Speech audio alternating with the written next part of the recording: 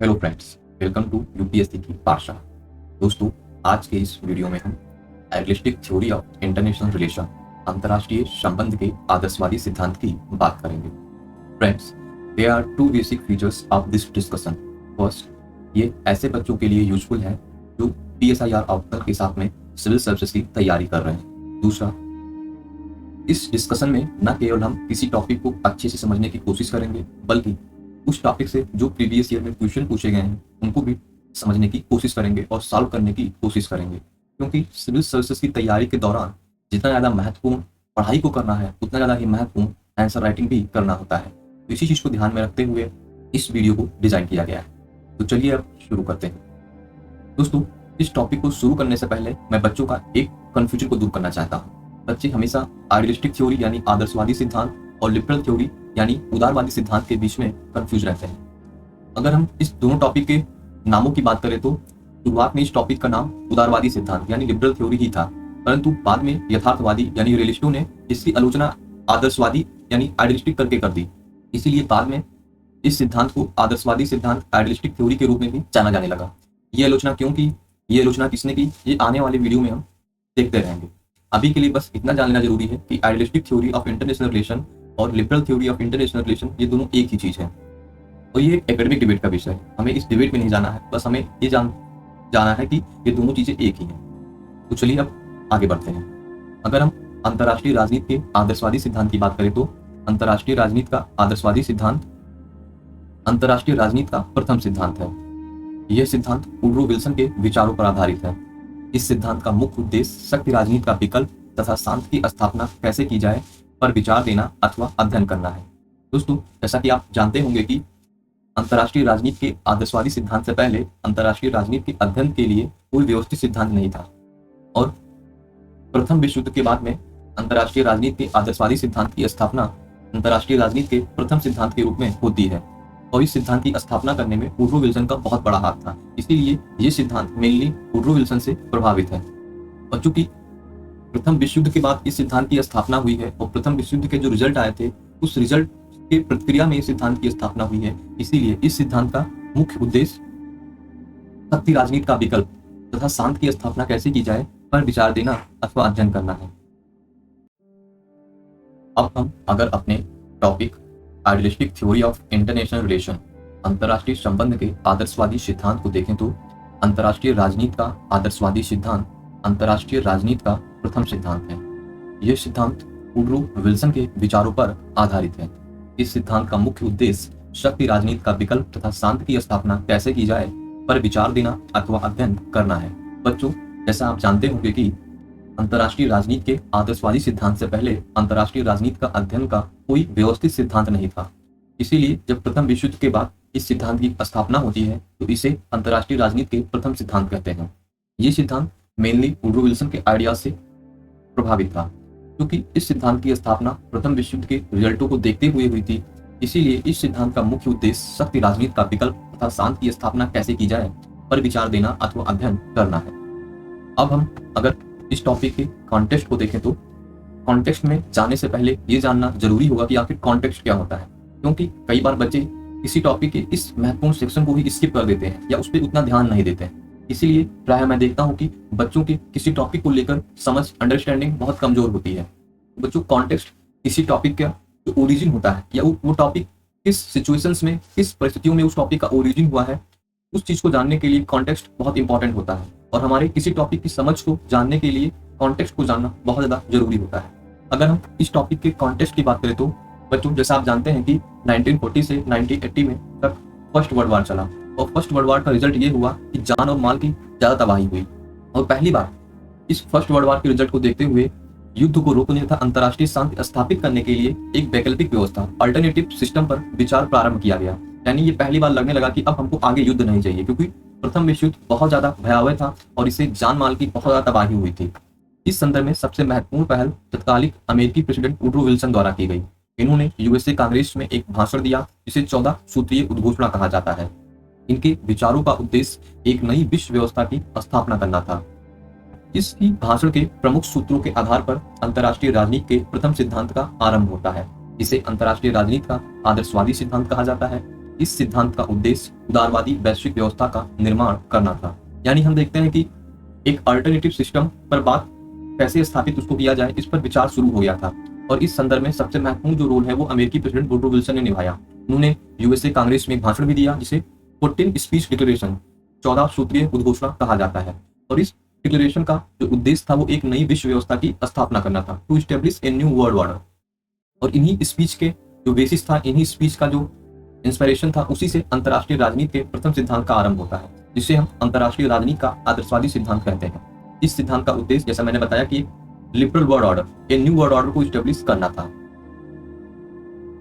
अब अगर हम इस टॉपिक के अगले सेक्शन में जाएं तो इंटेलेक्चुअल प्रीकर्सर्स ऑफ आइडियलिज्म, आदर्शवाद के जो बौद्धिक आधार, यानी अगर इस हेडिंग को डिफाइन किया जाए तो ऐसे पर्सनालिटी जिन्होंने अंतर्राष्ट्रीय राजनीति में आदर्शवाद को बढ़ावा देने में, आदर्शवाद को स्थापित करने में महत्वपूर्ण भूमिका निभाई है, इस टॉपिक के अंतर्गत या इस हेडिंग के अंतर्गत हम उन लोगों के बारे में देखेंगे।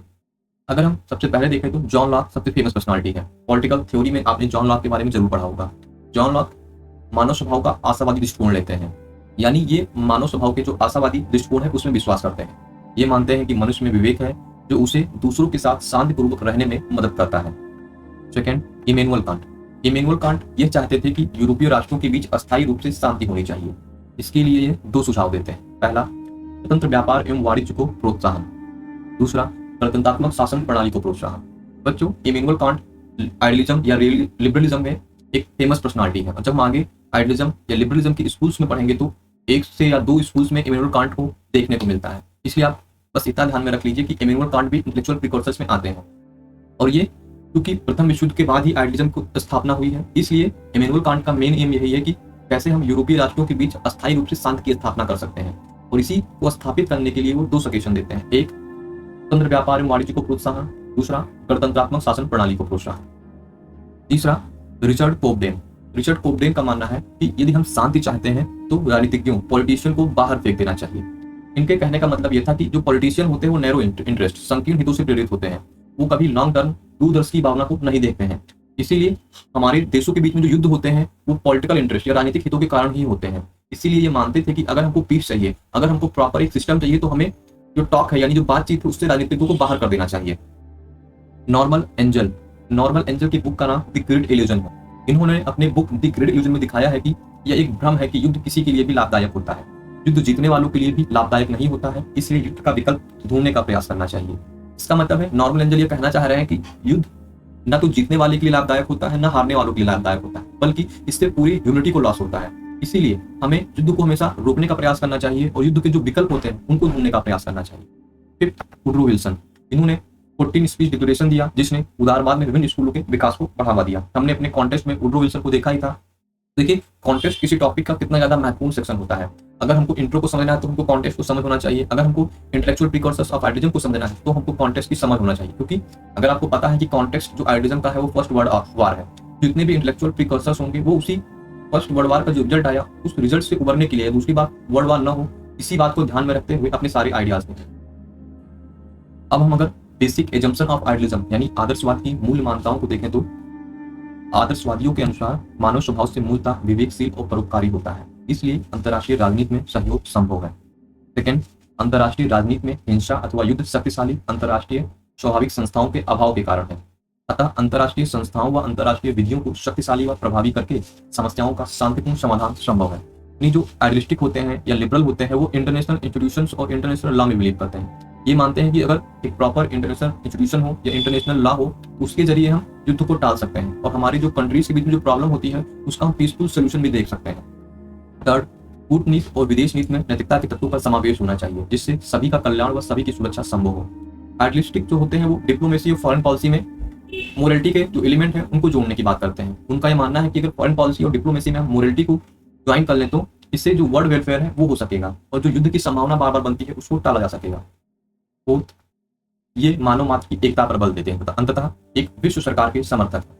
जो आइडियलिस्टिक स्कॉलर होते हैं वो सारी दुनिया के ह्यूमंस को एक मान के चलते हैं। ये मानते हैं कि सारी दुनिया एक है, इसीलिए ये सारी दुनिया को गवर्न करने के लिए एक वर्ल्ड गवर्नमेंट, विश्व सरकार के समर्थन की बात करते हैं। इनका मानना है कि जैसे राज्यों में एक सरकार होती है वैसे ही हम वैश्विक स्तर पर एक सरकार की स्थापना करेंगे और वो सरकार जो समस्याओं के शांतिपूर्ण समाधान को बढ़ावा देगी और इससे हम विश्व युद्ध जो हो रहे हैं उनको हम टाल सकेंगे। फिर शक्ति संतुलन के स्थान पर सामूहिक सुरक्षा के विचार को बढ़ावा देना। बच्चों, शक्ति संतुलन या सामूहिक सुरक्षा हमारे सिलेबस में आगे दिया हुआ है, इसके बारे में हम आगे विस्तार से पढ़ेंगे।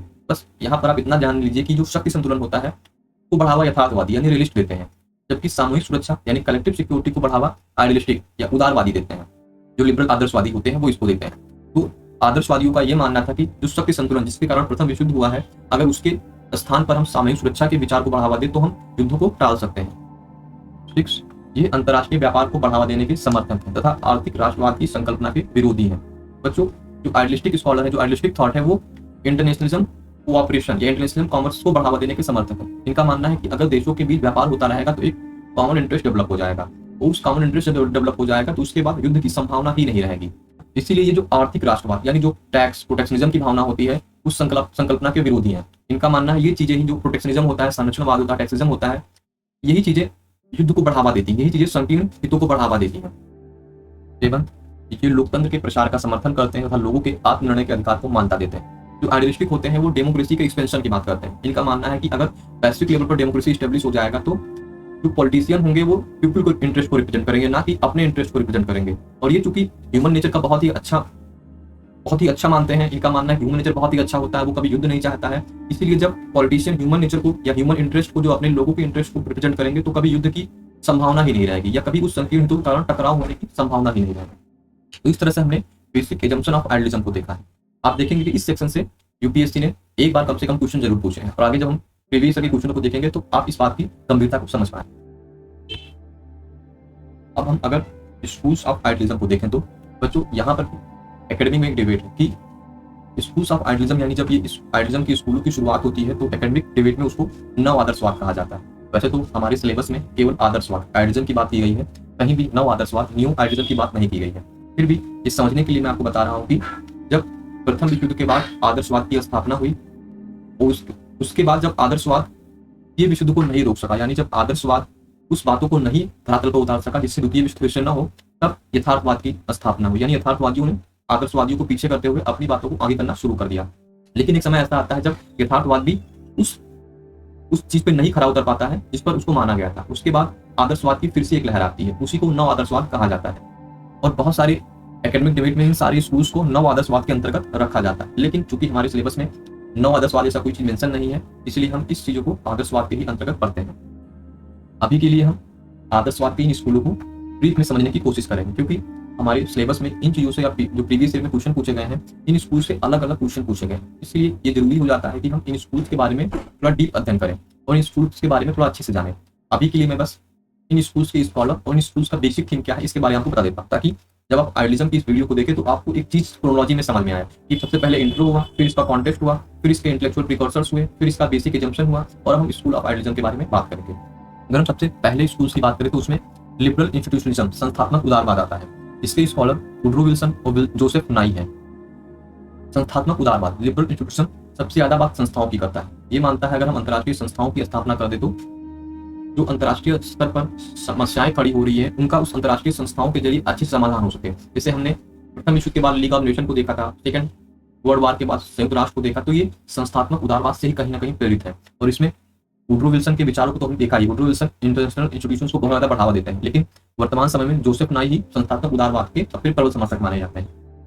अब अगर हम समाजशास्त्रीय उदारवाद सोशियोलॉजिकल लिबरलिज्म को देखें तो इसके स्कॉलरों में Karl Deutsch, John Burton, James N Rosenau का नाम आता है। समाजशास्त्रीय उदारवाद यानी sociological liberalism nation to nation की बजाय सोसाइटी टू सोसाइटी को ज्यादा महत्व देते हैं। यानी इनका ये मानना है कि अगर हम राष्ट्रों से राष्ट्रों के बीच संपर्क के बजाय समाजों से समाजों के बीच संपर्क स्थापित करें तो जो समस्याएं हो रही हैं उनका शांतिपूर्ण समाधान हो सकेगा। क्योंकि जो समस्याएं हो रही है पॉलिटिकल इंटरेस्ट के कारण हो रही है, लेकिन समाज कभी युद्ध नहीं चाहता है, इनका ऐसा मानना है। इसीलिए सोसाइटी टू सोसाइटी यानी एक देश के समाज का दूसरे देश के समाज से संपर्क बढ़ाने की बात करते हैं। इसी को ट्रैक टू डिप्लोमेसी कहा जाता है। यानी जब हम राष्ट्रों से राष्ट्रों के बीच संपर्क को बढ़ावा देते हैं उसे अंतर्राष्ट्रीय राजनीति में ट्रैक वन डिप्लोमेसी कहा जाता है। लेकिन जब हम समाज से समाज के बीच संबंधों को बढ़ावा देते हैं तो उसे अंतर्राष्ट्रीय राजनीति में ट्रैक टू डिप्लोमेसी कहा जाता है। अगर हम प्रकारवाद यानी पंक्चुअलिज्म को देखें तो प्रकारवाद के सबसे प्रबल स्कॉलरों में डेविड मिट्रिनी, अर्नेस्ट फास का नाम आता है। बेसिकली जो प्रकारवाद यानी पंक्चुअलिज्म है ये जो यूरोपियन यूनियन हमारा यूरोपीय संघ है उसकी विचार से प्रभावित है। इनका ये मानना है कि जिस प्रकार यूरोपियन यूनियन ने समस्याओं के शांतिपूर्ण समाधान को बढ़ावा दिया है वैसे ही हम हर जगह ग्रुपिंग करके और एक इंटरनेशनल लेवल पर वर्ल्ड गवर्नमेंट को स्टेब्लिश करके हम समस्याओं के शांतिपूर्ण समाधान को बढ़ावा दे सकते हैं और युद्ध की संभावना को टाल सकते हैं। कॉन्क्लूजन से यूपीएससी ने स्पेसिफिक एक दो क्वेश्चन पूछे हैं। आगे जब हम स्कूल्स ऑफ आइडियलिज्म के अलग अलग स्कूल्स की बात करेंगे तो कॉन्क्लूजन यानी प्रकार्यवाद पर एक अलग से वीडियो बनाकर उस पर जरूर बात करेंगे। अगर हम democratic peace theory DP theory की बात करें तो इसके सबसे प्रबल स्कॉलर माइकल डोल हैं। डेमोक्रेटिक पीस थ्योरी का मेन आइडिया यह है कि जैसा मैंने बताया कि ये चूंकि आइडियलिज्म के ही स्कूल्स हैं, इसलिए कहीं ना कहीं आइडियलिज्म के जो बेसिक एजम्पशन है, जो मूल मानता है, वो कहीं ना कहीं स्कूल में आपको दिखाई देगी। जो डेमोक्रेटिक पीस थ्योरी है वो ऐसा मानता है लोकतंत्र के प्रसार को बढ़ावा देना चाहिए। इनका मानना है कि अगर हम वैश्विक लेवल पर लोकतंत्र के प्रसार को बढ़ावा दें तो समस्याओं का शांतिपूर्ण समाधान संभव है, क्योंकि जो डेमोक्रेसी है वो पीसफुल रेजोल्यूशन ऑफ प्रॉब्लम्स की बात करता है, ये कभी भी हिंसक की बात नहीं करता है। और जब हम सारे देशों में लोकतंत्र की स्थापना कर देंगे तो जो पॉलिटिकल इंटरेस्ट है, जिसके कारण बार बार युद्ध हो रहे हैं और समस्याओं खड़ी हो रही हैं, वो कभी नहीं खड़ी होंगी। जो पॉलिटिकल रिप्रेजेंटेटिव है वो लोगों के हित को बढ़ावा देंगे और लोग कभी युद्ध नहीं चाहते हैं, ऐसा इनका मानना है। इसी में हम इमैनुअल कांट को भी देखेंगे, जो मैंने अभी इंटेलेक्चुअल प्रीकॉर्सर्स में बताया, वो डेमोक्रेटिक पीस थ्योरी में इमैनुअल कांट का बहुत बड़ा रोल है, लेकिन वर्तमान समय में माइकल डोल जैसे स्कॉलर इसका प्रबल समर्थन करते हैं। अगर हम अंतर्निर्भरता इंटरडिपेंडेंस की बात करें तो ये स्कूल्स ऑफ आइडियलिज्म में एक नए समय में एक बहुत महत्वपूर्ण स्कूल्स है। इंटरडिपेंडेंस यानी अंतर्निर्भरता जो है वो देशों के बीच में व्यापार को बढ़ावा देने की बात करता है। यानी ये मानता है कि अगर हम फ्री ट्रेड को बढ़ावा दें देशों के बीच में तो एक कॉमन इंटरेस्ट डेवलप हो जाएगा। ऐसा इनका मानना है कि देशों के बीच में प्रॉब्लम्स तो होंगे, लेकिन वो प्रॉब्लम्स इतने ज्यादा कभी नहीं बढ़ेंगे कि देशों के बीच में युद्ध होने की संभावना आ जाए, बल्कि जो हम फ्री ट्रेड को बढ़ावा देंगे उससे देशों के बीच में कॉमन इंटरेस्ट डेवलप हो जाएगा। वो इंटरेस्ट इतना ज्यादा होगा कि जब कभी कोई प्रॉब्लम आएगा तो वो उनको पीसफुल रेजोल्यूशन शांतिपूर्ण समाधान के लिए फोर्स करेगा और कभी युद्ध जैसी बातों की ओर जाने के लिए रोक देगा। अगर हम इस स्कूल्स के स्कॉलरों की बात करें तो थॉमस फ्रीडमैन और रिचर्ड रोज क्राउस इसके प्रमुख स्कॉलर हैं। स्कूल्स ऑफ आइडियलिज्म में हमारा सबसे लास्ट स्कूल है कॉम्प्लेक्स इंटरडिपेंडेंस, जटिल अंतर्निर्भरता। अगर हम इसके स्कॉलरों की बात करें तो इसमें रॉबर्ट कोहेन, जोसेफ नाई जैसे स्कॉलर आते हैं। बेसिकली कॉम्प्लेक्स इंटरडिपेंडेंस, जटिल अंतर्निर्भरता स्कूल्स ऑफ आइडियलिज्म में एक सबसे अंतिम में और डिस्क्रिप्टिव स्कूल है, यानी ये वर्णनात्मक स्कूल।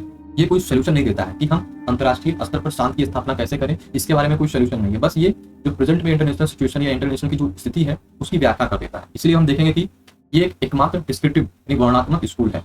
और कॉम्प्लेक्स इंटरडिपेंडेंस आज के समय बहुत जरूरी भी है और यूपीएससी ने एक दो बार इससे क्वेश्चन भी पूछे गए। तो अभी के लिए आप इतना बस जान लीजिए कि ये हमारी वर्तमान में जो अंतर्राष्ट्रीय व्यवस्था है उसकी व्याख्या करने की कोशिश करता है कि कुछ कुछ तो प्रॉब्लम भी है और कुछ कुछ सोल्यूशन भी, यानी कॉम्प्लेक्स इंटरडिपेंडेंस की जटिल अंतर्निर्भरता किसकी उत्पन्न हो गई है, और इसके स्कॉलर रॉबर्ट कोहेन और जोसेफ नाई है। तो इस तरह से हमने स्कूल्स ऑफ आइडियलिज्म के बारे में एक संक्षेप में बात कर ली है। जैसा मैंने बताया कि आने वाली वीडियोज में इसके बारे में अलग से हर स्कूल से बात की जाएगी, क्योंकि यूपीएससी ने हर स्कूल से क्वेश्चन पूछा है और जो हमारा मेन मोटिव है कि हर टॉपिक को अच्छे से समझना है, उससे जो प्रीवियस में क्वेश्चन पूछे गए हैं उनको भी सॉल्व करना है। तो हर स्कूल पे अच्छे से आगे आने वाले दिनों में बात करेंगे। अब अगर हम क्रिटिसिज्म ऑफ आइडियलिस्टिक थ्योरी आदर्शवादी सिद्धांत की आलोचना की बात करें तो सर्वप्रथम ये सिद्धांत कल्पना पर आधारित है, जिसका राष्ट्रों की वास्तविक राजनीति से कोई लेन देन नहीं होता है। इस काल्पनिक विश्व के आधार पर यह मान लेना कि सब कुछ सुचारू रूप से चल रहा है गलत हो। यानी बेसिकली जो आइडियलिज्म है उसकी आलोचना कौन करेगा, उसकी आलोचना रियलिज्म करेगा। आदर्शवादी की आलोचना यथार्थवादी ही करेंगे। तो सबसे पहले उदारवादी थे, उनकी बातें इतनी ज्यादा काल्पनिक हो गई, कभी धरातल पर आई ही नहीं, इसीलिए यथार्थवादियों ने उनको कल्पना पर आधारित विचारधारा कहकर संबोधित किया। इसमें सबसे ज्यादा महत्वपूर्ण ई.एच. कार्ल, जो सबसे बड़े रियलिस्ट माने जाते हैं, उन्होंने अपनी 20 ईयर क्राइसिस नामक बुक में उदारवादियों को आदर्शवादी कहा था और उनको यूटोपियन यानी कल्पना रूपी बताया था।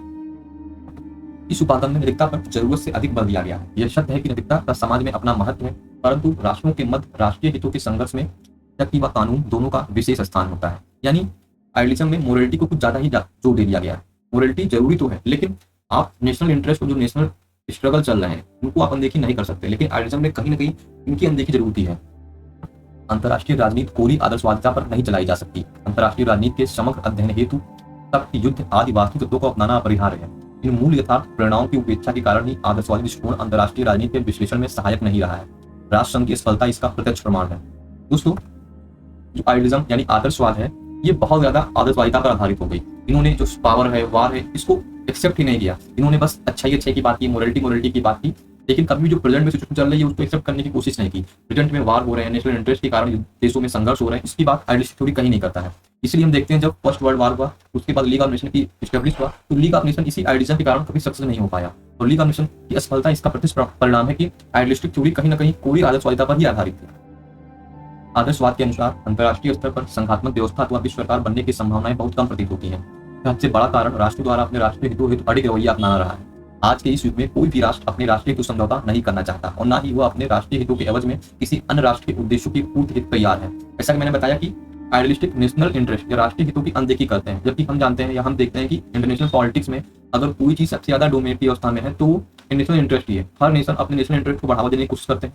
उनका जो प्रत्येक बिहेवियर है, प्रत्येक फंक्शन होता है वो नेशनल इंटरेस्ट से ही प्रभावित होता है, जबकि आइडियलिज्म या आइडियलिस्टिक थ्योरी उस नेशनल इंटरेस्ट की अनदेखी करती है। इसलिए हम देखते हैं कि वर्ल्ड गवर्नमेंट जैसी कोई चीज अभी तक आ ही नहीं पाई है, क्योंकि नेशनल इंटरेस्ट उस वर्ल्ड गवर्नमेंट के मुफीद नहीं बैठ रहा है। तो इस तरह से हमने संक्षेप में क्रिटिसिज्म ऑफ आइडियलिस्टिक थ्योरी देखा। ये चारों पॉइंट आपके लिए बहुत जरूरी है और इन चारों पॉइंटों के जरिए मैंने वो सारे क्रिटिसिज्म को सार रूप में करने की कोशिश की है।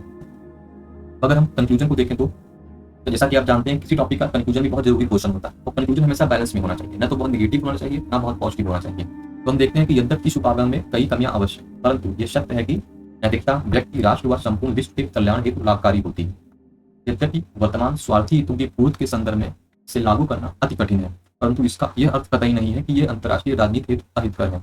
मतलब कहने की ये कोशिश है कि ये सही है कि जो आदर्शवाद है उसकी सारी बातें धरातल पर, ग्राउंड लेवल पर हमको सही नहीं दिख रही है या उतनी ज्यादा व्यवहारिक रूप से लागू नहीं हो रही, लेकिन इसका मतलब ये भी नहीं कि कोई चीज केवल इसलिए गलत हो जाए कि वो लागू नहीं हो पा रही है। हाँ, ये बात सही है कि इसमें बहुत सारी कमियां हैं, लेकिन ये विचारधारा संपूर्ण विश्व के कल्याण हेतु लाभकारी भी है। और हम किसी चीज को कठिन है उसको, तो उसमें कमियां हैं उसको दूर करते हुए इसको लागू करेंगे, इसके जो अच्छे पॉइंट्स अगर इसको लागू करेंगे तो ये अंतर्राष्ट्रीय राजनीति को फायदा ही पहुंचाएगा। तो इस तरह से हमने idealistic theory of international politics यानी अंतर्राष्ट्रीय राजनीति के आदर्शवादी सिद्धांत को अच्छे से समझा। अगर हम इसके पीवाईक्यू को देखें तो मैंने 2013 से 2024 तक के पीवाईक्यू को लिया है। तो इस ड्यूरेशन में अगर कोई क्वेश्चन पार्टिकुलर टॉपिक से पूछा गया तो मैंने अपने वीडियो में उसको इनकॉर्पोरेट किया है। अगर इस टॉपिक को बात करें तो 2020 में इस टॉपिक से क्वेश्चन पूछा गया है, अंतर्राष्ट्रीय संबंधों के अध्ययन के लिए आदर्शवाद के दृष्टिकोण की मूल मान्यताएं क्या है, शांति स्थापना के लिए इसकी प्रासंगिकता की व्याख्या कीजिए, what are the core assumptions of idealism as an approach to study international relation, explain its continuing relevance in peace building. दोस्तों देखा, अगर हम इस क्वेश्चन को बात करें तो ये अंतर्राष्ट्रीय संबंधों के अध्ययन के लिए आदर्शवाद के दृष्टिकोण की मूल मान्यताओं की बात कर रहा है, और हमने मूल मान्यताएं आदर्शवाद दृष्टिकोण की क्या है ये यहाँ पे पढ़ी हो। तो आप देख सकते हैं कि सबसे अच्छा तरीका पढ़ने का ये भी है कि जो हम पढ़ रहे हैं उससे प्रीवियस के क्वेश्चन हल हो रहे हैं कि नहीं हल हो रहे हैं। अगर वो क्वेश्चन हल हो रहे हैं तो हमको ये मानना चाहिए कि जो हमारी पढ़ाई का डायरेक्शन है वो सही दिशा में जा रहा है। तो इस क्वेश्चन में आप ऐसे कर सकते हैं कि, और फिर इसने आगे पूछा हुआ है कि शांति स्थापना के लिए इसकी सख्त प्रासंगिकता की व्याख्या कीजिए, यानी जो करंट में इसकी रिलेवेंसी है। इसकी क्रिटिसिज्म बहुत सारे हो रहे हैं, रिलेस्टो ने इसकी बहुत आलोचना की, लेकिन फिर भी इसकी कुछ रिलेवेंसी तो है। और हमने कंक्लूजन में यही देखा है कि ये मुश्किल जरूर है, लेकिन इसमें ऐसी बहुत सारी चीजें जिनको हम लागू कर सकते हैं जो इंटरनेशनल पॉलिटिक्स को और ही अच्छा बना सकते हैं। जैसे इसका ह्यूमन नेचर का जो आशावादी दृष्टिकोण है या जो वर्ल्ड गवर्नमेंट की बात करते हैं, ये कहीं ना कहीं आज भी रिलेवेंस है, तो और इसके जरिए हम वर्ल्ड पॉलिटिक्स को और अच्छा बना ही सकते हैं। तो हमने अपने, अगर इस क्वेश्चन को आप हल करना चाहें तो सबसे पहले इसमें जो इंटरनेशनल रिलेशन में आइडियलिस्टिक थ्योरी है उसका इंट्रो लिखना है। फिर अगर ये आप 1.5 शब्द में लिख रहे हैं तो आप कॉन्टेक्स्ट को नहीं लिख सकते हैं, लेकिन अगर 2.5 शब्दों में लिख रहे हैं तो आप संक्षेप में कॉन्टेक्स्ट भी बता सकते हैं, क्योंकि वो आंसर की क्रोनोलॉजी को सही करता है। और फिर आप इसमें जो आदर्शवाद दृष्टिकोण की मूल मान्यताएं है उसको आप लिख दीजिए, और फिर इसकी जो रिलेवेंसी आज के टाइम में है उसको आप लिख दीजिए। इस तरह से आपका आंसर पूरा हो जाएगा। अगर हम अगले क्वेश्चन को देखें तो 2024 में भी आदर्शवादी सिद्धांत से क्वेश्चन पूछा गया है। इसमें पूछा गया है कि explain the various facets of the idealist approach to the study of international relation, comment on its contemporary relevance. अंतर्राष्ट्रीय संबंधों के अध्ययन के लिए आदर्शवादी दृष्टिकोण के विभिन्न पहलुओं की व्याख्या कीजिए, इस दृष्टिकोण की समसामयिक प्रासंगिकता पर टिप्पणी कीजिए। यानी अंतर्राष्ट्रीय संबंधों के अध्ययन के लिए जो आदर्शवादी दृष्टिकोण है उसके विभिन्न पहलुओं की व्याख्या कीजिए। यानी यहाँ भी हमको बेसिक एजम्पशन ही लिखना है। ये दोनों क्वेश्चन एक ही एसेंस को लिए हुए हैं, लेकिन बस शब्दों का खेल है। यहाँ भी अगर विभिन्न पहलुओं को पूछ रहा है इसका मतलब ये नहीं कि हम कुछ दूसरी चीजें लिखनी है। हर बार जो हम पढ़े होते हैं आंसर कहीं ना कहीं उसी में छुपा होता है। सबसे पहले इसमें भी इंट्रो देना है, फिर कॉन्टेक्स्ट को बताना है, और फिर जो बेसिक एजम्पशन है उसके बारे में बताना है। अगर आप थोड़ी इंटेलेक्चुअल प्रिकॉशन की बात करते हैं तो उनको बारे में बताना है, और फिर आके इसकी जो क्रिटिसिज्म को बताते हुए इससे रिलेवेंसी क्या है इस पर आपको बात करना है। इस तरह से आप इस पीवाईक्यू के टॉपिक जुड़े हुए दोनों क्वेश्चन इसको हल कर सकते हैं। मुझे उम्मीद है कि आपको ये टॉपिक अच्छे समझ में आया होगा, और खासकर जो पीवाईक्यू वाला सेगमेंट है ये आपको ज्यादा मददगार होगा, क्योंकि पढ़ाई के लिए आप बहुत पढ़ सकते हैं, लेकिन हमको उतना ही पढ़ना है, उतना अच्छे से पढ़ना है ताकि हमारे क्वेश्चन सॉल्व हो जाए। तो इसीलिए इस वीडियोस को इस तरह डिजाइन किया गया है कि न केवल पढ़ाई के स्तर पर बल्कि लिखने के स्तर पर भी आपके लिए मददगार साबित हो। इस वीडियो का पीडीएफ आपको हमारे टेलीग्राम चैनल पर मिल जाएगा। आप उम्मीद है कि आपको ये वीडियो अच्छे समझ में आया होगा। अगर आपको ये अच्छा लगा तो हमें कमेंट पे जरूर बताइए। और ये कभी इनिशिएटिव शुरू हुआ है जिसको अपने दोस्तों के साथ में शेयर कर सकते हैं जो PSIR ऑप्शनल के साथ में सिविल सर्विस की तैयारी कर रहे हैं। आज के लिए इतना ही, तब तक के लिए शुक्रिया।